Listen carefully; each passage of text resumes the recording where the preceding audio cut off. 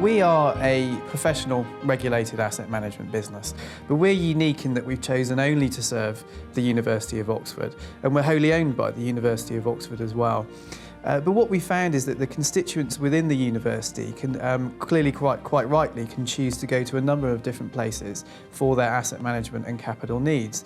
And we don't necessarily want to compete with those outside, but we have to be honest that others from the outside might come in, and in certain circumstances we would find that we'd be asked to present to a potential investor at something like a beauty parade, which really didn't work for us in terms of the sort of culture we were and also the unique way in which we operate. And we found it difficult sometimes to get our message across about why we were unique, why it made sense to be only focused on the University of Oxford, and what was different about us to other groups who might be out there. I think for us now the challenges were really clear, but they weren't at the time. And we'd grown rapidly. Faye, who's the Chief Operating Officer, and I had worked together for a very long time, and we had a particular way of doing things, expectations. I think what Watering Can really helped us do in a very clear way was think really methodically and also right down to the root fundamental issues about how we should treat those people. And it was very, very clear that one of the big leaps forward that we made through was really use the language of partners with our underlying investors. And it sounds like a small thing, but that change in language and defining what we meant by a true partner was really useful. And it's really liberated aspects of our decision making and how we run our business. That's indisputable now. We know because of our core values we're only here because of our partners, and our partners come first, and every time they set us a challenge or an issue, that's our top priority. And it sounds very simple, but we hadn't reached that stage on our own. It's been really interesting because it's changed our whole attitude when we deal with our partners. Using the word partners is, you see, just when we speak to them and call them our partners, their body language changes.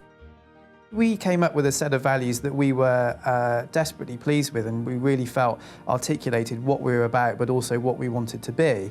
But turning those into actions means that you've got to do something about them every day, and sometimes it's slightly painful. But you need to, like we do at our weekly meetings, talk about and remind ourselves why our values are important, and go through examples of how people have lived the values each week.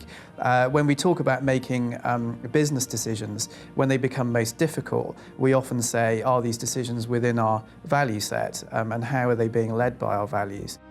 The reason we feel comfortable with it is that it wasn't just a set of slogans that we came up with on a whim. It was the product of 2 days of some really hard soul searching about how far we'd come and then what we wanted to be. And then with Watering Can's insights, how do we articulate in very simple terms what drives us? And I think that's the reason we got buy-in, and that's the reason that we can live them each day. Everybody feels a lot more engaged in the business as a whole, and everybody is a lot more understanding of what drives the business, how important everybody is, and how we're going to get those good returns. And everybody gets the rewards when we do well. I think MPS is a fantastically valuable tool. I'd say it's almost invaluable, frankly. I think you have to be very brave to do it, which is a really interesting aspect, but you get an enormous amount out of it. And I think it's great having an outside group running that for you, because you can have that independent, it removes you from the emotional aspect of the customer or employee relationships that you have, and it also dispassionately collects the data in a very insightful way. We found a number of things with our NPS, both from comments about culture internally, where people were able to say things very honestly in a straightforward way. Even though we have a close culture, sometimes it's difficult to do that properly. And I also think with our customers, we learnt an enormous amount about how they perceived us, and we were very happy with the feedback that came back.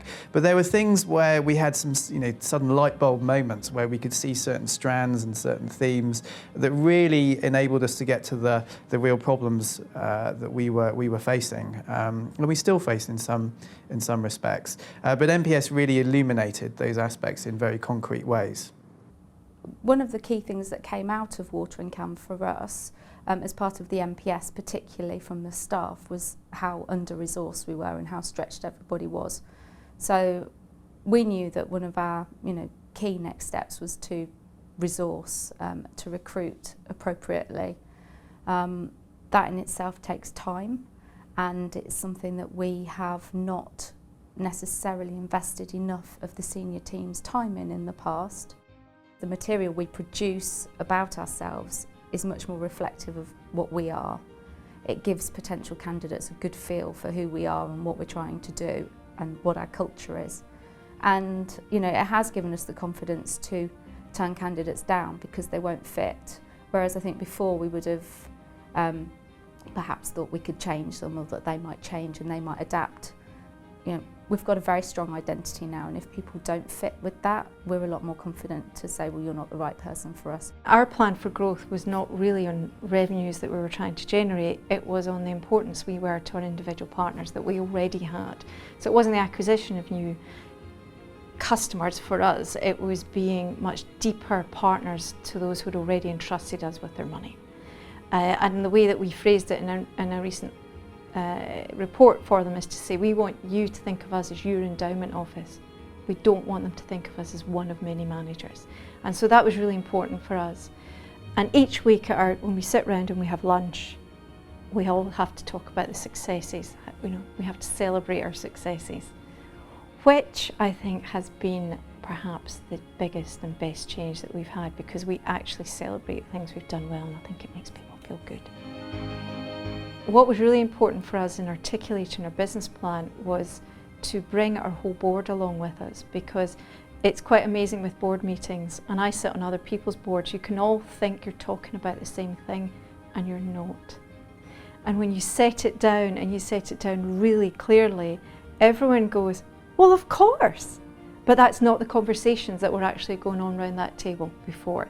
So we have a very clear plan for growth for the future for the next 3 years that all of our board has bought into, and that's been the most important thing, if not the most important thing of this whole exercise.